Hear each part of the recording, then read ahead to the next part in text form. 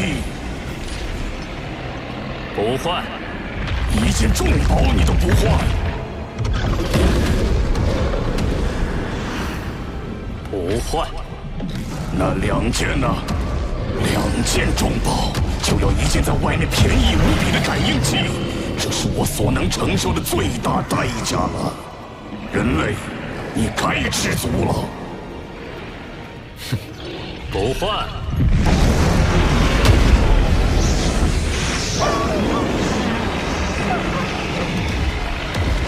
你知道不知道这是重宝？整个冰域一共才多少重宝？不换。你若断绝我出去的希望，我以不计断你的生路。你说，我该不该杀你？杀了我，你也得不到感应器的权限。更何况，你还杀不了我。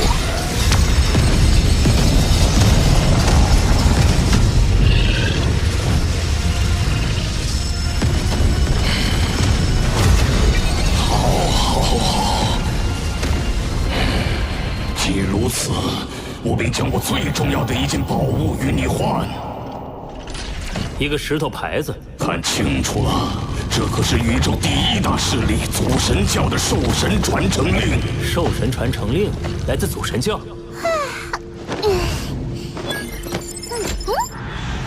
祖神教在宇宙诞生之初便随之诞生，不争霸宇宙，不插足争斗，向整个宇宙亿万族群吸纳强者。不过，他们完全走精英战略，导致整个教派才3000多位强者。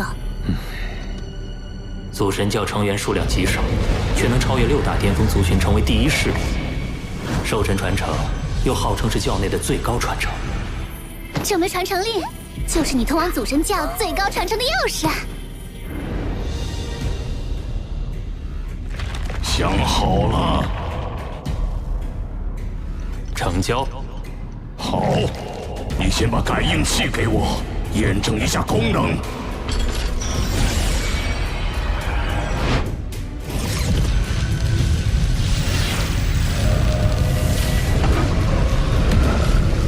你在说我？你屏蔽虚拟网络，叫我怎么验证？传承令还没到手，要是我现在就让你连接虚拟宇宙，你大可趁机传递信息给你的同族。一旦你的目的达到了，又怎会给我传承令？你先将传承令交予我，我再给你开启权限。不行，我给了你兽神传承令，你逃掉又怎么办？堂堂南方冰域之主，害怕我逃掉？如果你再不做决定，那我就走了。一件兽神传承令，如果你永远无法离开冰域，又有何用？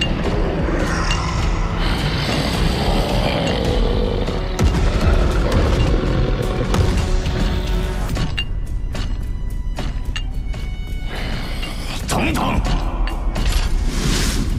若你食言，我必定发布悬赏，让冰域中所有强者追杀你，至死方休。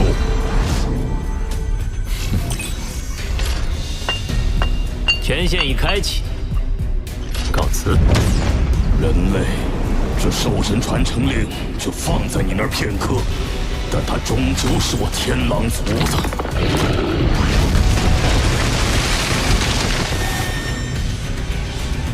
交易看似大涨，但传承令价值远高于一般重宝，斯波瓦不会轻易放弃，我必须早做准备。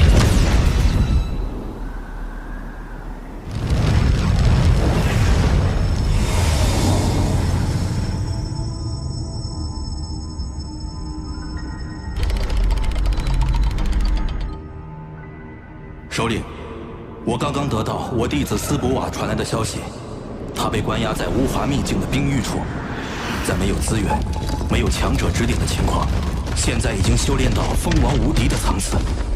我想要去救下我的弟子，可是面对那青斗高尊者和紫斗高尊者，不惜牺牲兽神传承令，只为求一个传讯的机会。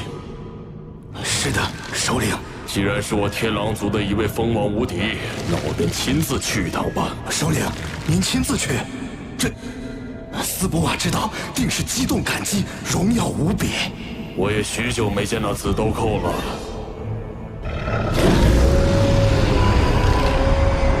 这便是至宝。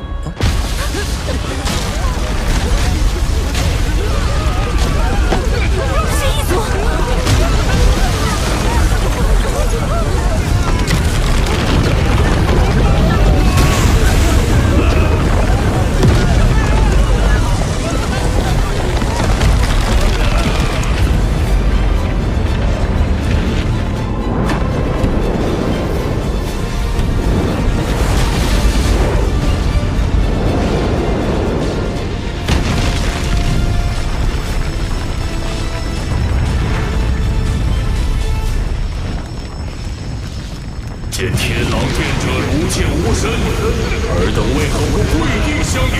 天狼殿，号称天狼族最伟大至宝，来的人难道是？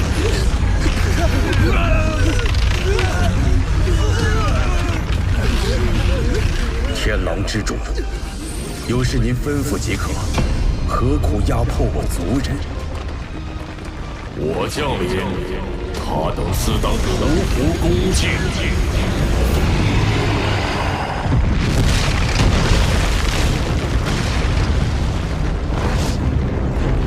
我天狼族有一族人被关押在你等兵狱中，将天狼族斯普瓦及其从属即刻释放。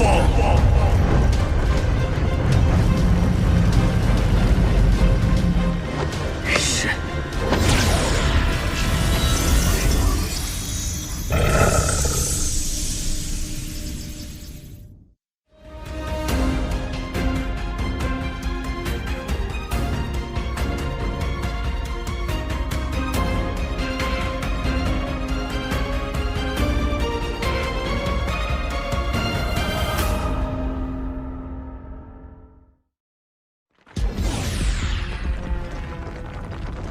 我们出来了！啊，首领，多谢首领相救！将兵狱中关押的一名人类也放出来，我要带他走。人类？没有人类。你敢说没有？忘记我麾下族人刚刚出来，当然知道里面有一个人类。没有。有趣，有趣。这人类是谁？看下来颇有来历。难道是人类族群某位超级存在，和你们有了约定，所以你们宁可违逆我？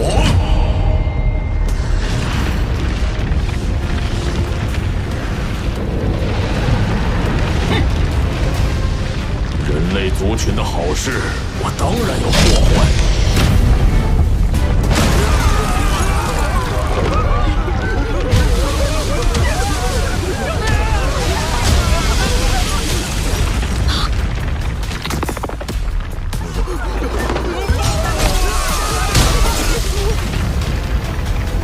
交出那个人类，否则我只能躲了。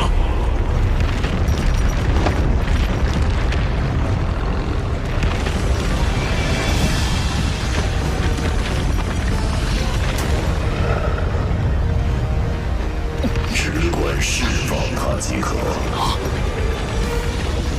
好。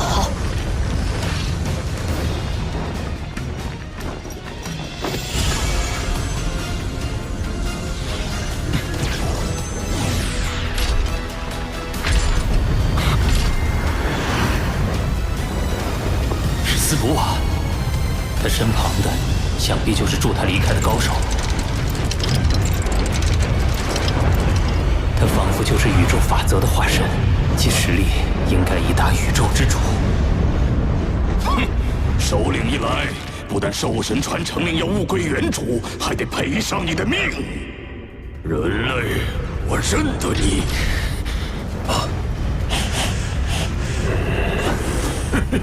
没想到身为界主，竟能凭借至宝藏匿气息，伪装成不朽。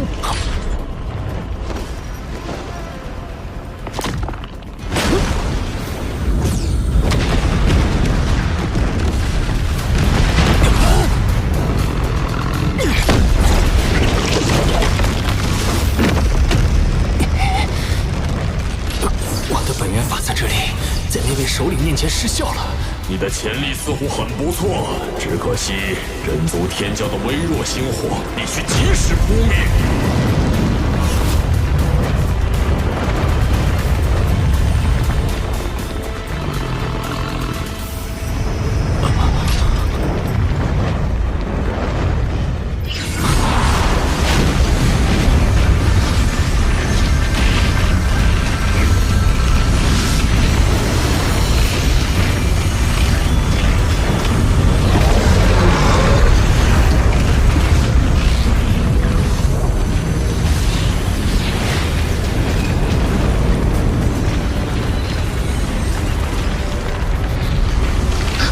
千宝盒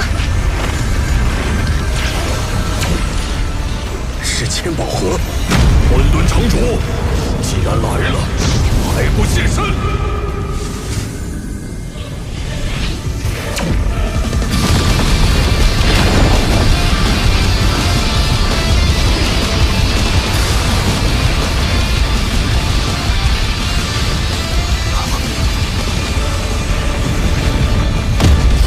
之主，身为一族之长，却无故对我人类后辈妄动杀念，未免太过猖狂。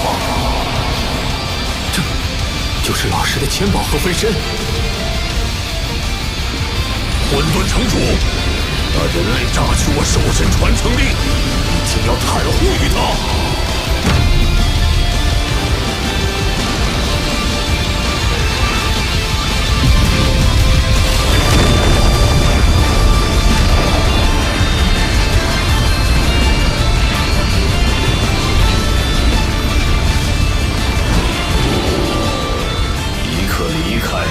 还可保全你狼崽子的性命。看来这刀鹤王确是你极看重的后辈。今天我就给你个面子。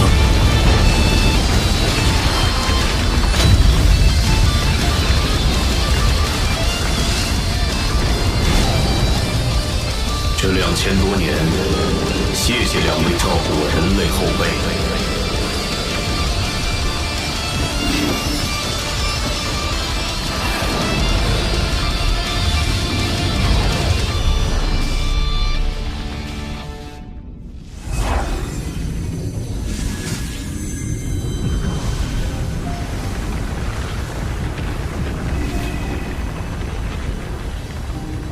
那天狼之主也就嘴上嚣张，在老师面前还不是只能灰溜溜的退走。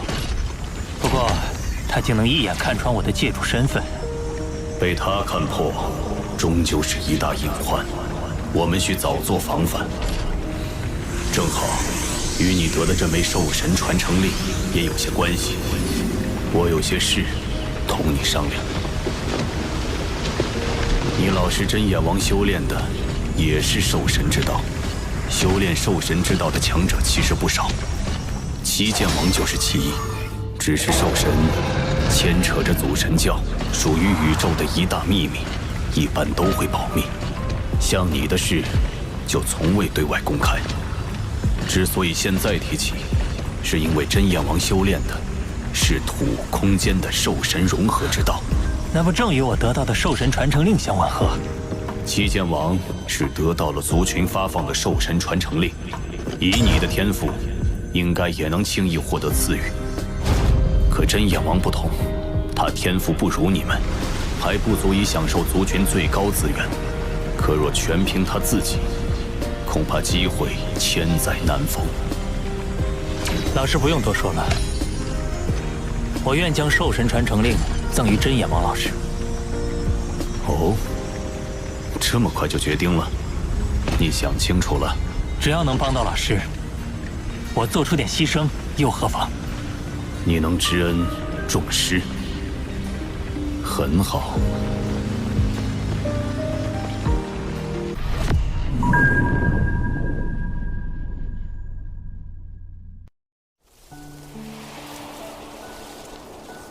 经过就是这样，这块兽神传承令真是我自己得来的。你厉害啊！戏耍了青尊者不说，还从天狼之主那儿虎口夺食。不过，就算是你自己的，这么重要之物，对你自身也大有用处，怎能随便给人？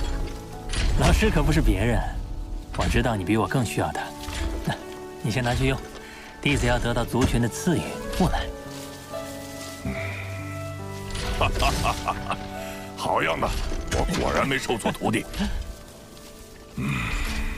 只是要连累你再多等些时日了。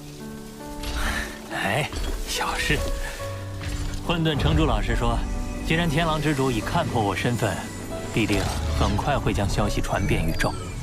届时，各大巅峰族群定心生忌惮，不惜一切来杀你。我人类高层自然也不会坐视不理。我正好借此理由，为你申请兽神传承令，让你尽快提升，无惧强敌。以你的天赋加上他的面子，100%能成。这是金空间的兽神传承令。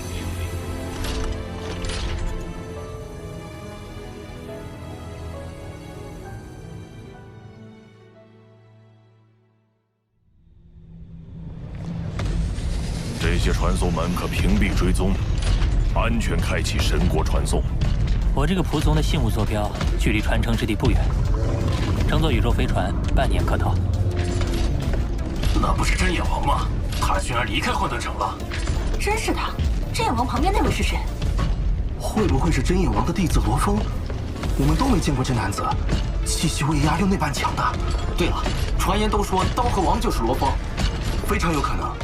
刀河王也是界主，纵观他过往的那些惊人战绩，人类界主中也只有媲美柯蒂的天才罗峰有相当的实力了。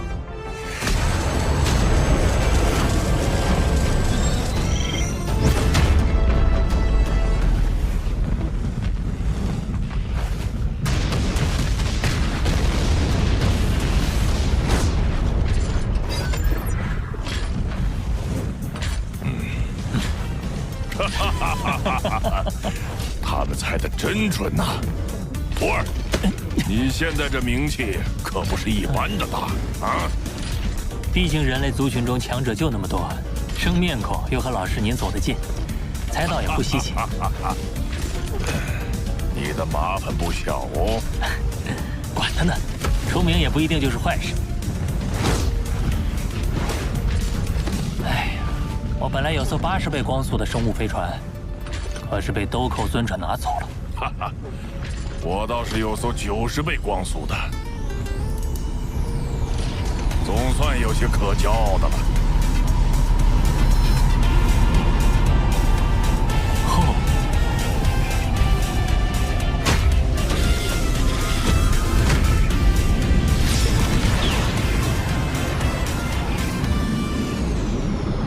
我刚好利用这段时间修炼第3块金属板。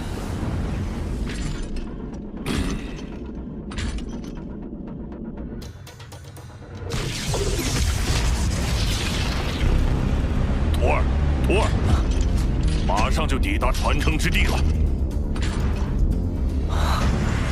这就是传说中的祖神秘境，它的直径最大1.6亿光年，媲美一个宇宙国大小。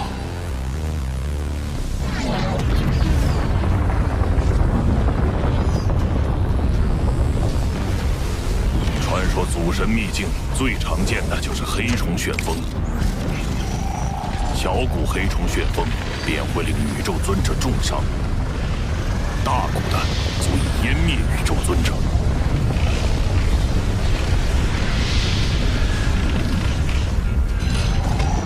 好，我我们继续深入。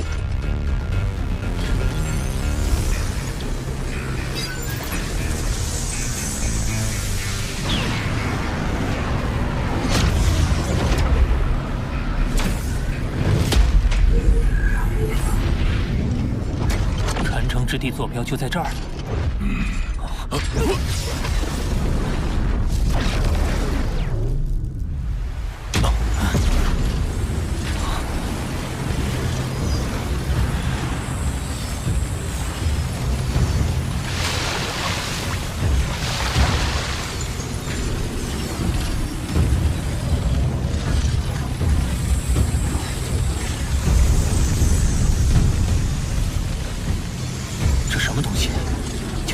心神之能，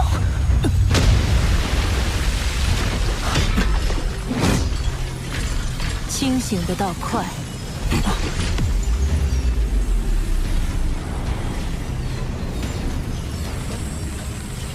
是宇宙尊者，气息旖旎的我都不曾发现。我是祖神教的接引者，拿出你们的兽神传承令。若是没有，擅闯我祖神教重地者，死！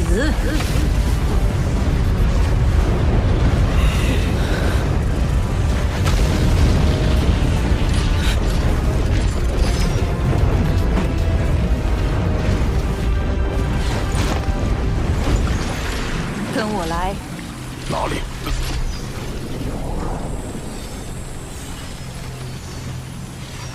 这是刚才看到的河流。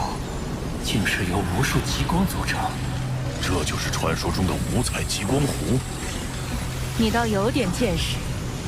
五彩极光湖直径最大处10光年，威能无尽，是宇宙中最强至宝之一。单指一道极光击落，便足以重伤宇宙尊者。进岛去吧。进去。看，紫荆岛就在五彩极光湖内。这极光不是威能无限？这可是宇宙最强至宝，只要被他认可，便可安然进入。徒儿，我先试试。老师。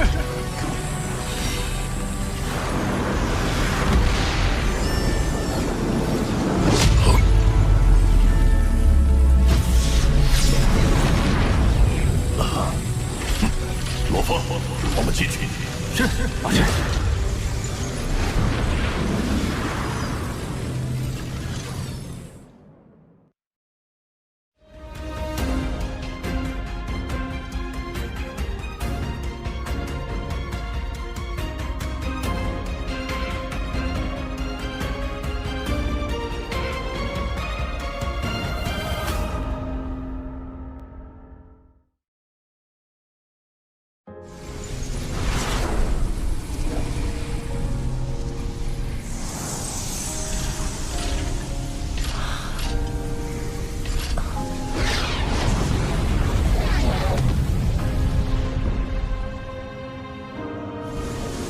紫荆岛是你们这些传承者的暂居地。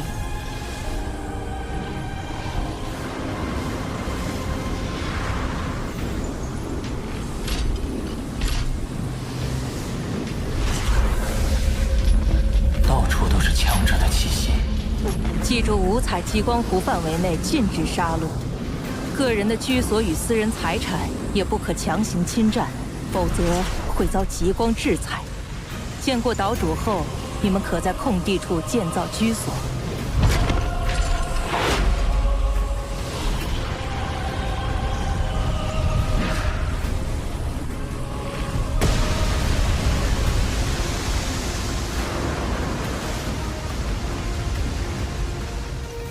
这里便是岛主殿，从那儿能看到祖神教真正的核心。那是祖神宫。由3位祖神轮流坐镇，周围是8大兽神居所，再往外是护教兽神殿、72神将大陆以及3000神使星辰世界。护教兽神是那些得到了完整兽神传承，又不曾继承兽神尊位的强大存在。紫荆岛主便是护教兽神之一。你们入殿觐见岛主吧，我的任务到此结束了。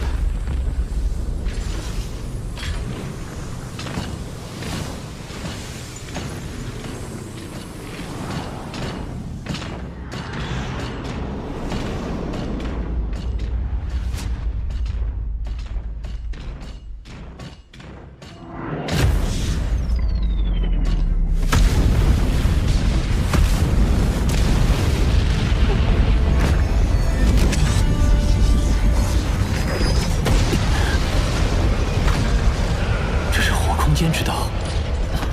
从此刻起，你们两个便是紫荆岛的传承者。我赐予你们进入荣耀世界、传承之地、宝藏之地、秘境之地的权限。这是虚拟世界感应接收器，可进入荣耀世界。宫殿外的3道水幕，则是通往其他3处的传送通道。传承之地是接受兽神传承、演示法则变化的地方。每次传承都会先观看你们的法则感悟进度。兽神传承共分7重，每重都有1次免费参悟机会。若要再额外增加，便只有去荣耀世界获得积分。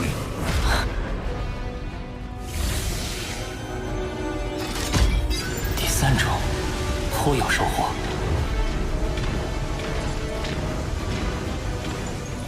在进行了一次奇妙的传承感悟之后，老师感觉到突破在即，立即进入了闭关修炼。而我则在一位新结交的鸿蒙好友陪同下，来到了历代兽神及超强修炼者们留下至宝的宝藏之地。发现宝藏只是其一，必须符合前辈强者设下的限制要求，才能取出其中宝物。我们谁都不知道，那些超级强者设立宝藏时定下什么苛刻条件。最讨厌！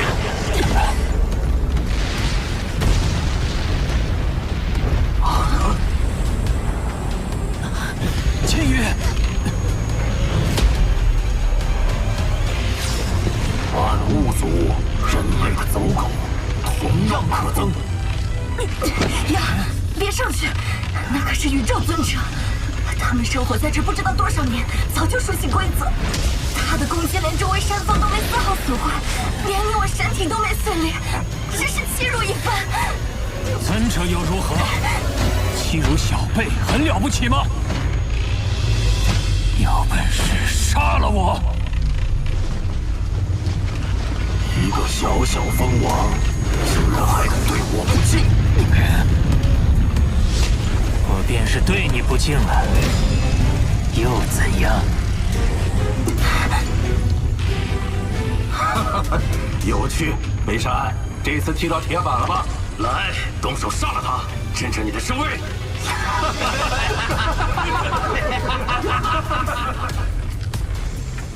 顶天狼之主在祖神教的宝藏之地发现了疑似刀河王的行踪。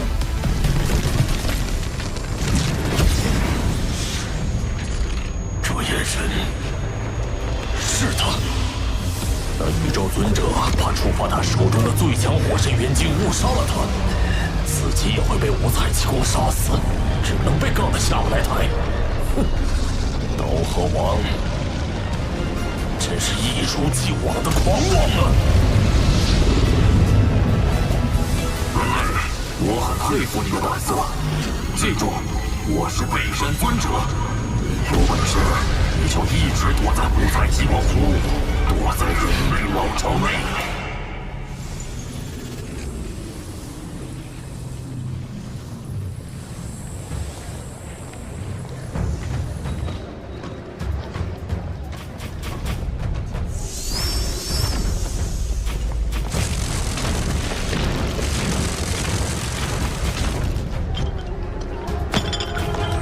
鸿蒙的家伙，别挡道！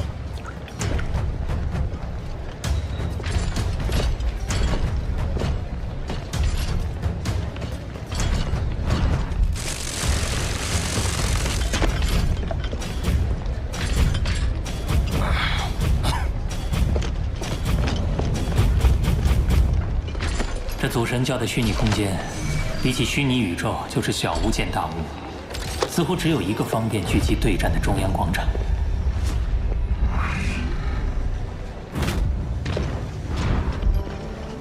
这里众多传承者显然形成了一个个的小团体，互相间泾渭分明，有强烈的对立感。干一个！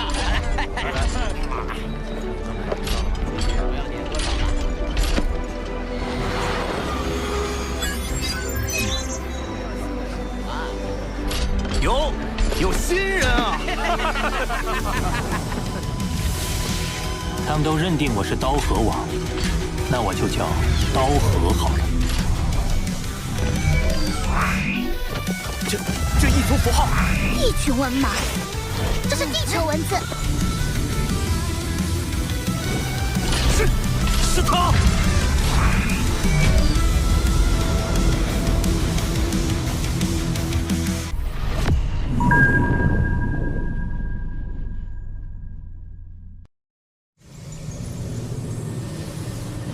他们都认定我是刀河王，那我就叫刀河好了。刀河王，传说中的刀河王，就是那个刀河王。荣耀世界排行榜，我的位置在这儿。不同层次的传承者会归类在不同的排行榜，7重最高。七剑王，按照战斗胜利失败次数进行排名，赢的可以得到荣耀点，100荣耀点就能兑换额外的传承机会。先前与你一战，甚是畅快，日后可多多切磋。广场上有数千万传承者，而鸿蒙这边竟然才有1000多人。这里！就是他，刀河王现在风头正盛，机械族、妖族悬赏早已公开，要是把他打得满地找牙，定能声名大振。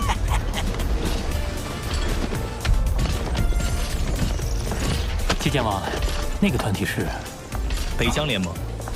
虽说都是些弱小普通族群聚集，实力不如我们鸿蒙，但祖神教发放的传承令分散在宇宙各地，他们族群多疆域分散，来的人也就多。那北疆联盟就爱嚼舌根，别理他们。荣耀点珍贵，大家本就谨慎，极少发出妖战信。他们还因为嫉妒，总挑唆其他族群别接受人族的妖战，可烦了。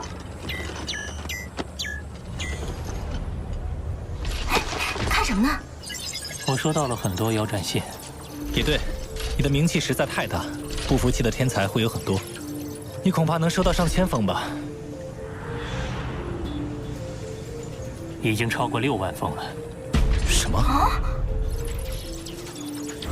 刀河王一个界主，单靠法则感悟秘法，根本不可能击杀蜂王极限。是啊，肯定是有至宝或奇异寄语，但在荣耀世界中对战，所有人都使用同样强度的神体，兵器装备也只能在荣耀世界内选择。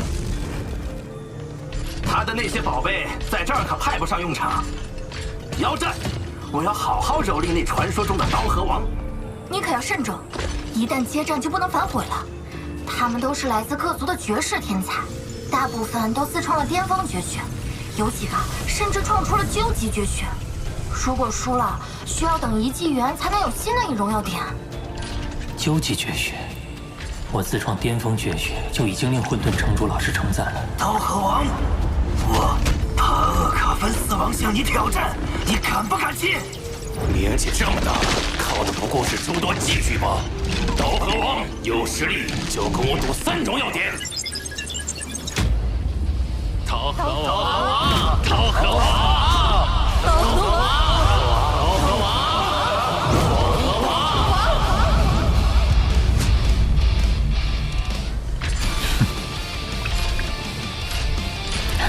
太妙了！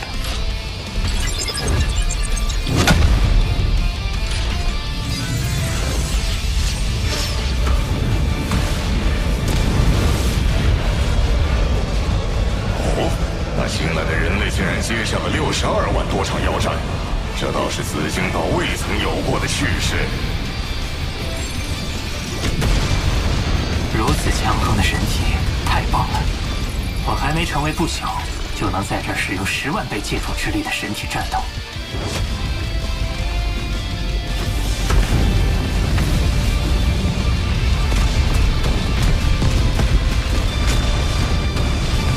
刀河王，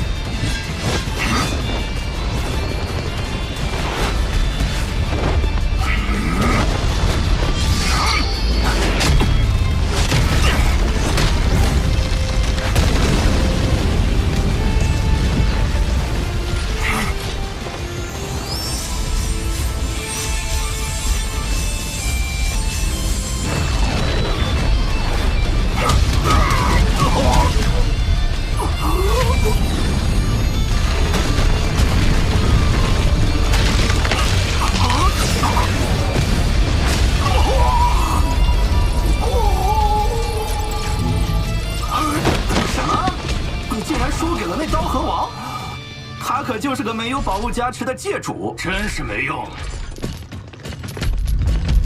带我去会会他。热身完毕，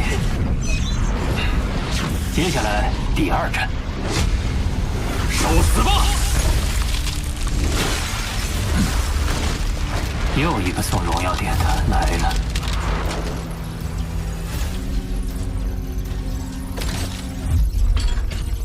可恶，我也得给他送荣耀点了。不靠任何外在条件，一名界主能站在3重传承者之巅，我算是服了。没想到他能做到这种程度。祖神教这次得给人族培养出个超级强者了。不过，后续针对罗峰的暗杀行动，怕是会越发疯狂。这刀河王绝不能留，他若成为宇宙尊者，便将拥有宇宙之主的实力，到时可比无法复活的宇宙之主威胁还要大。我们妖族的附庸族群，在祖神教接受传承的有谁？少时尊者现为5重传承者。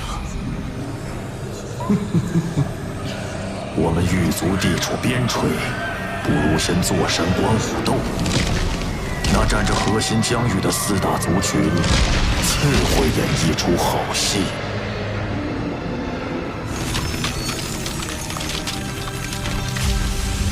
将刀河王列入优先击杀的人族名单，选一个合适的时机。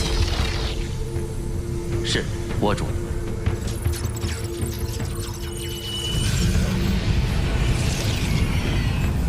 父神，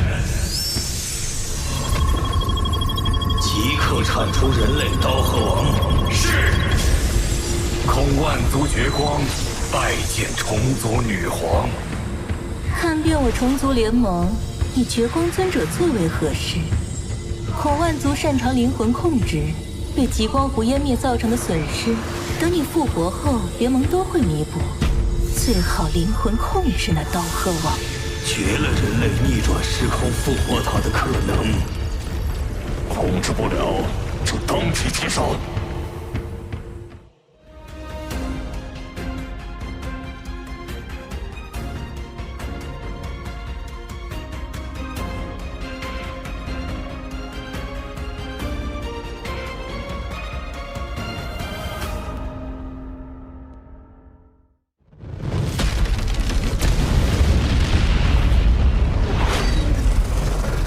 结束了。你的荣耀点已经超过了61万，100荣耀点就能兑换1次珍贵的传承机会，真是收获颇丰啊！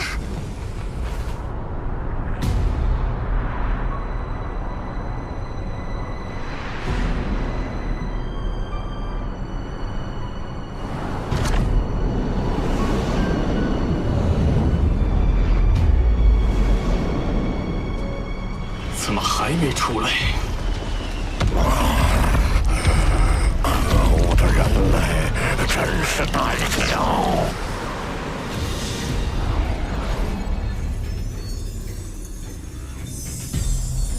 我在钻研兽神之道的同时，与那62万场战斗不断印证。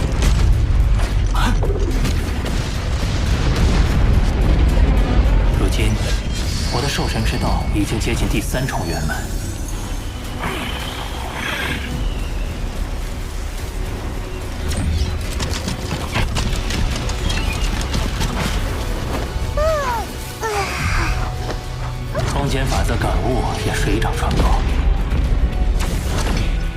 现在地球人本尊、金角巨兽都能施展瞬移，不过空间法则的封锁和绞杀方面还得再参谋。该出去接受新一轮的兽神传承了。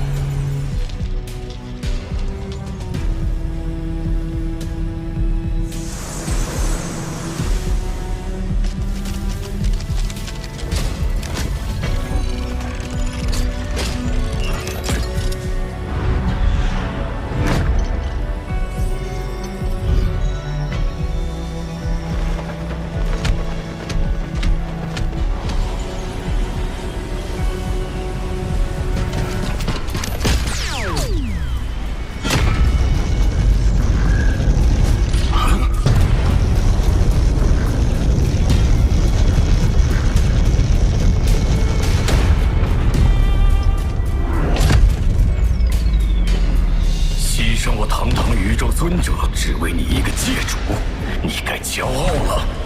好快！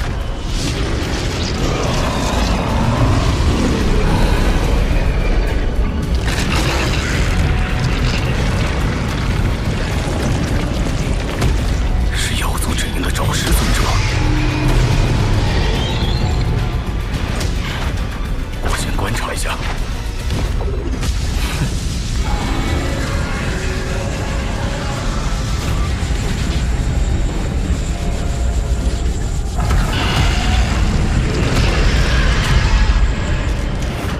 控制我为奴仆，做梦！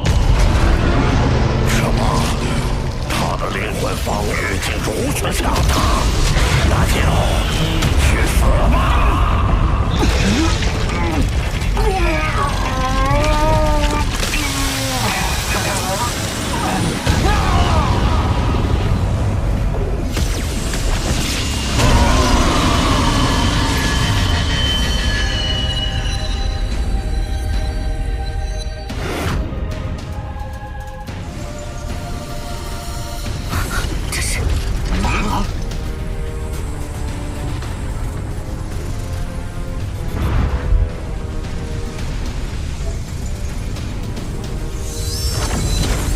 找师尊者和罗峰的气息。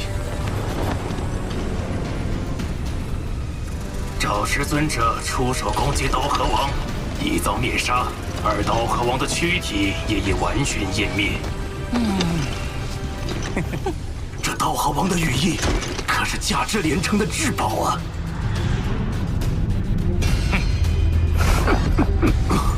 祖神教有令，传承者之间严禁抢夺行为。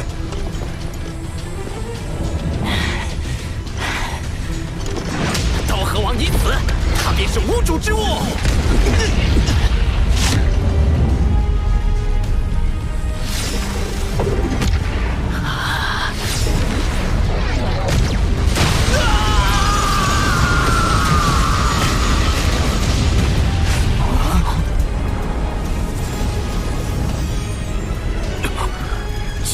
失效，怎么会？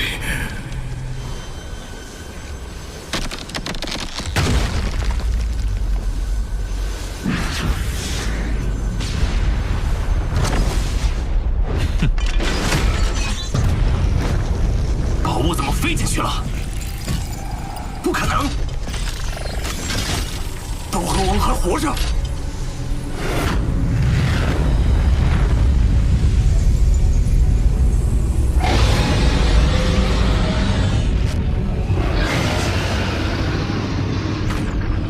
是刀主，赵氏尊者未尽命令。岛主，在我教中里刺杀传承者，即使通过逆转时空手段复活，我族神教也定将继续追杀，至死方休。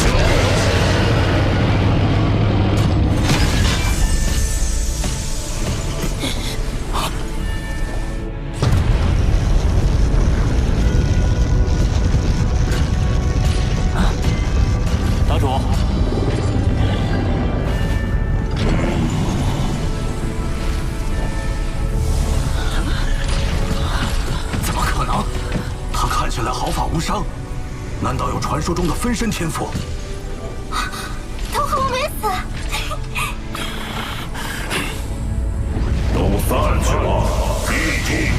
刀河王为我祖神教传承者，刺杀他，必将受到祖神教灭杀。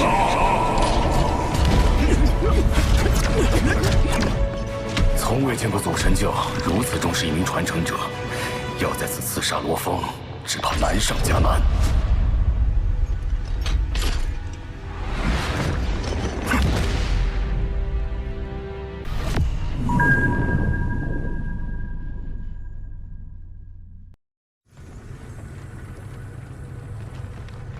一名宇宙尊者的代价，竟也无法伤到刀河王分毫。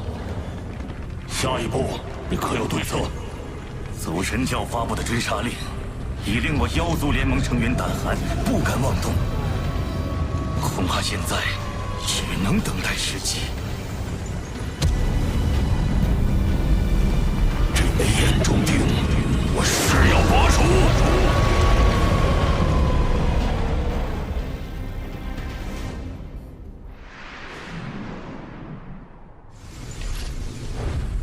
我已练成兽神七杀第3品与事无羽翼第2形态。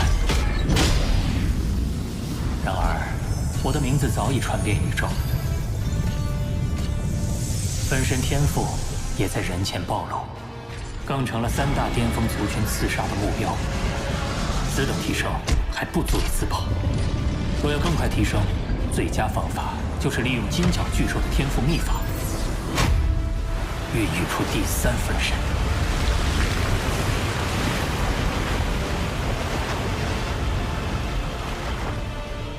祖神秘境作为宇宙最高等秘境，聚集着宇宙中最多的特殊生命。若能在此获取一名强大特殊生命的身体材料，第3分身便指日可待。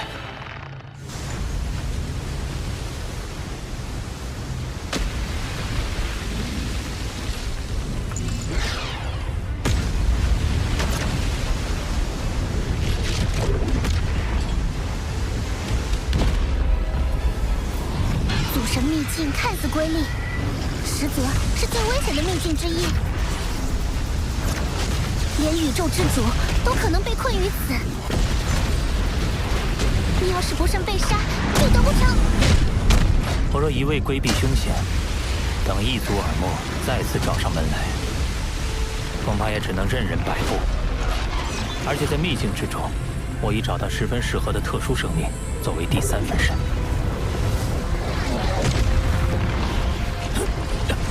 好强的吞噬之力！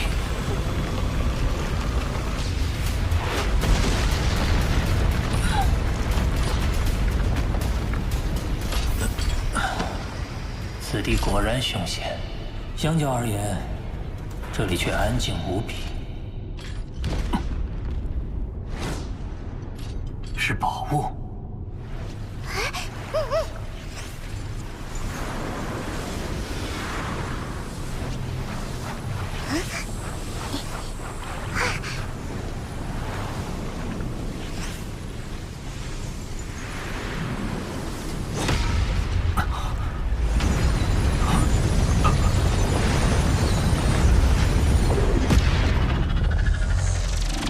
这颗晶球竟然与我魔杀分身的晶核产生了共鸣，而且它散溢而出的法则之力不断涌入我的晶核，这是为何？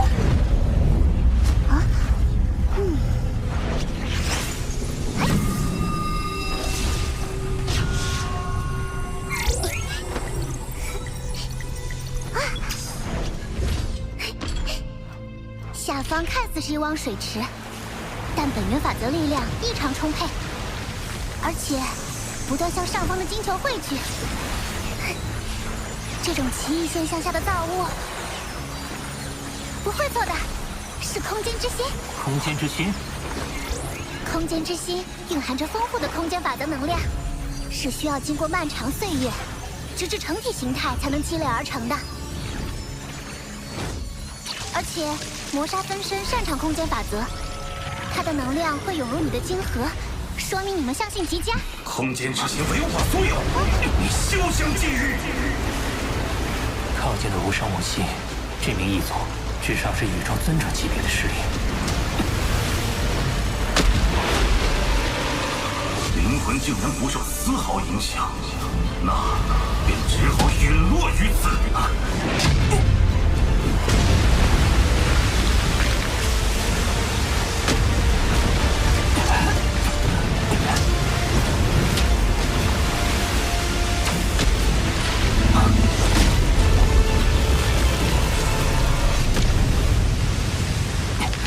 你要杀人夺宝，就别怪我自爆了。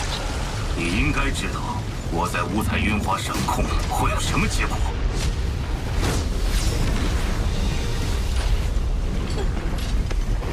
如今，就算你成功自爆，也无法破坏我的神力保护。光脑损坏，无法散播信息。你唯一的生机已经没有了。你以为我就没有其他通讯手段吗？我的其他分身仍能用光脑发布信息，届时各族的超级强者都会知道空间之心的下落，而你势必留不住他。说，你想要什么？眼下敌我力量悬殊，又有空间之心的能量一直在涌入我的生命晶核，先拖他一拖。我的生死被你一手控制，就算你给我什么宝物，恐怕等你得到空间之心，就会立即杀我。我又怎么信你？有什么交换条件？你提。让我想想。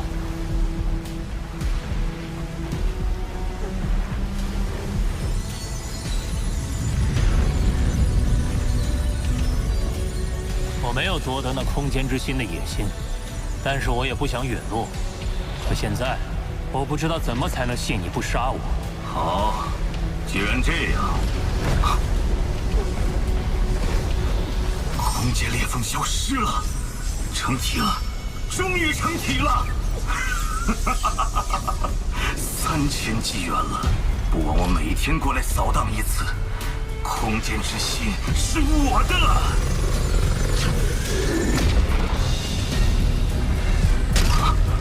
怎么回事？不！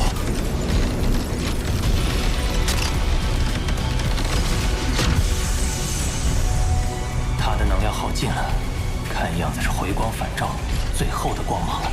难道是先破灭后新生？你看着那空间之心吧，我就不奉陪了。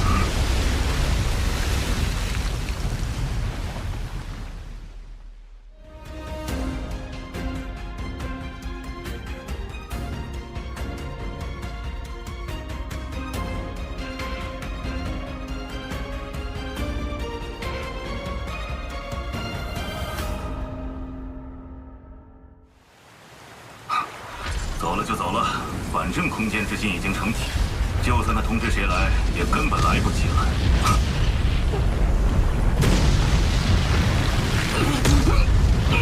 不可能，空间之心怎会无故碎裂？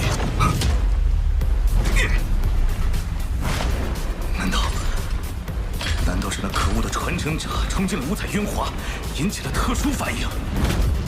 就算他冲进五彩云华，可那已经是空间裂隙消失。空间之心完全成体之后的事了，怎么会碎？怎么会碎？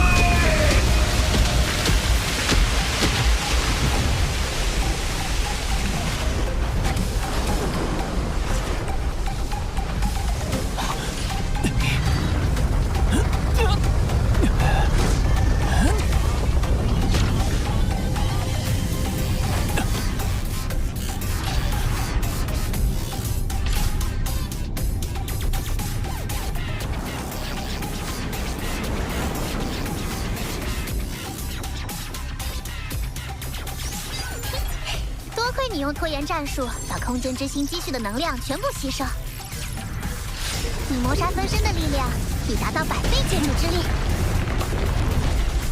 要知道，你的金角分身也只有10倍呢。不只是力量，我也由此领悟到了新的天赋秘法——玉。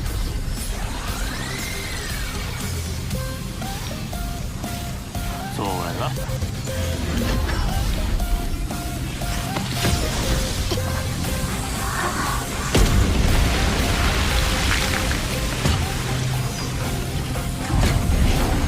在半径1万公里的领域内，我能化身为上万公里的空间，随后便可出现在该领域内的任何位置。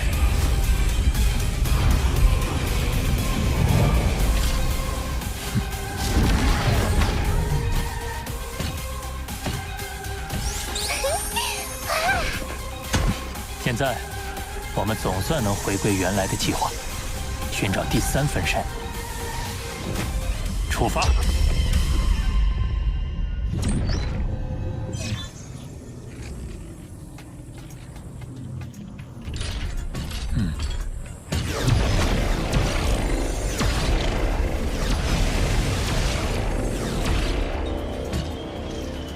此处名为9幽时空，是我此行的目标。世界树的所在地。若世界树能作为第3分身，拥有3大优势：其一是掌控时空的天赋能力；其二是其巨大体积能储存巨量神力；三是能强化神国，避免外敌入侵。只是这座岛屿的植物生命攻击性极强。这第一步，必须先设法避过他们的警戒，来到世界树面前。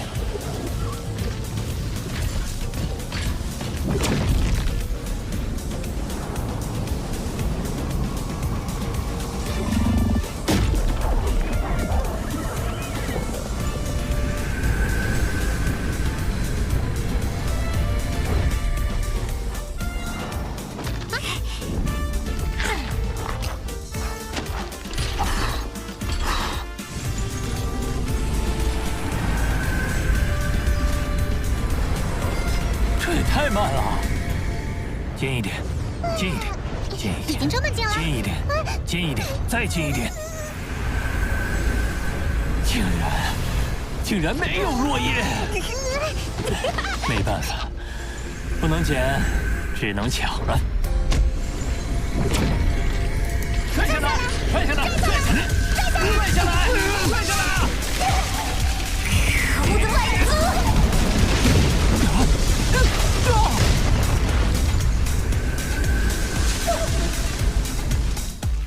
这么强，竟然未及反抗就被杀死。这棵世界树虽然只有戒除级，但已经有了封王的水准。仅凭魔杀分身尚不足以抗衡，我必须借助外物。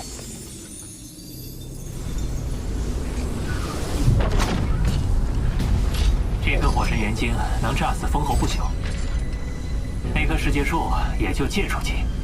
而且也没法燃烧神体，肯定挡不住。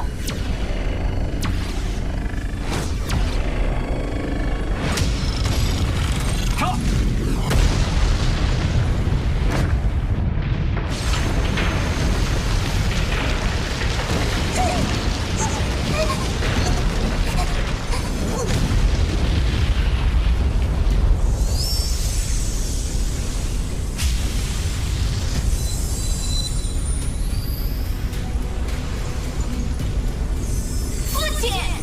是外族不毁我之业。天意材料已到手，走。周围时空仿佛凝固了一般，完全动不了。难道？父亲，让我亲自杀了他！胆敢杀我子孙者，杀无赦！七七好惨哦，跳了那么多叶子。七七，要不是父亲，那一族可就逃跑喽。小七，那一族逃跑手段的确很厉害，瞬移消失都会引起空间特殊波动。若是让这一族逃掉，就很难再找到他。他既然伤你，我便帮你惩罚他，难道不好吗？不好！那你就好好努力，像你大哥他们成为不朽，就不怕那些异族了。一定是最强世界树。听闻他与宇宙尊者的等级达到了宇宙之主的战力，鼓起一阵风，便能将我分身灭杀。那世界树肯定警惕起来。那我怎么办？最强世界树，你那等身份何必跟我过不去？1、2片枝叶，连9牛1毛都算不上。你出手，不是掉价吗？但接连2次失利，我已对最强世界树的攻击方式有了一定了解。此次我另做安排，当不会再有术士。